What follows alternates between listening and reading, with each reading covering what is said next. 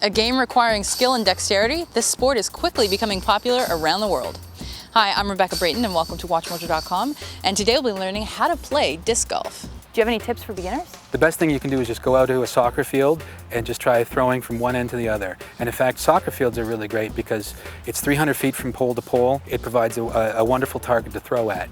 And so if you're going to learn how to play, you want to learn how to control your throws, the best thing to do is to get away from trees so you can see how the disc flies and just try. There's no wrong way about it. Most definitely play with people who are better than you and really take the time to watch what they're doing, see their rhythm, see how they prepare for their shots and learn from them, and just get out there as much as you can and just practice and try and concentrate on the little things that you need to change to make it go better. Basically, since the invention of the beveled edge, there's now three main types of discs that you can get, three categories. There's the driver, the mid-range, and the putter. And what we have right here are the drivers, an example of the driver.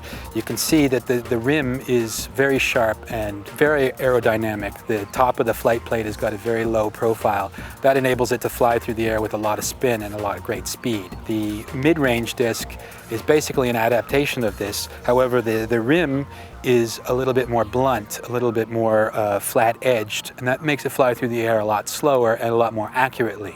Now, the final type of category that we have are putters. Putters actually start off as the very first type of beveled edge disc, and back in the early 80s, these were the type of discs that set all the distance records. Now they're pretty well strictly used for short drives or mainly just for putting, and you can see it's almost typically a Frisbee type rim with a little bit of a bevel on it. We're going to run down right now the types of grips that are available that you need to throw in order to make the disc fly through the air. The typical throw is generally what's called a fan grip, and you can see the fingers are spread out like this. This finger up here is generally there for navigation, helps guide the disc. But in order to have a true long distance drive, you need to have what's called a power grip, and you get all four fingers under the rim and grip the rim tightly, and you can see it fits in quite nicely right in the palm of your hand there. That is the best way to release a disc, and in fact, the long distance record of 820 feet was achieved with such a power grip like that. Beautiful throw, Mark. Now, the other types of grips that you can have, the other types of throws, is what's called a sidearm or a forehand, where you get your middle finger right in up against the rim. This finger's there just for balance, and you actually throw on the side. The other types of throws, what are called the overhand throws, this is actually an adaptation of the sidearm. The tomahawk is like this, the same grip, but you're actually throwing it above your head, like a baseball. You throw it similarly, but for a different curve, which is called a thumber, and you reach on the other side of the rim and you're holding it very tight within your thumb. Some people, natural pugilists, they're able to throw with their thumb a lot farther. Myself, I've got nothing but thumb, so I like to go with the sidearm. So I've just marked my lie here. I've just driven to this part. I'm actually in the putting circle, which is actually 10 meters from the pole in an entire circle. And what you want to do is you want to square your shoulders up against the basket. There's no right way to do this other than to make sure the putter gets into the basket. So you want a nice rocking motion, a little momentum moving yourself forward, and that's the way it's done.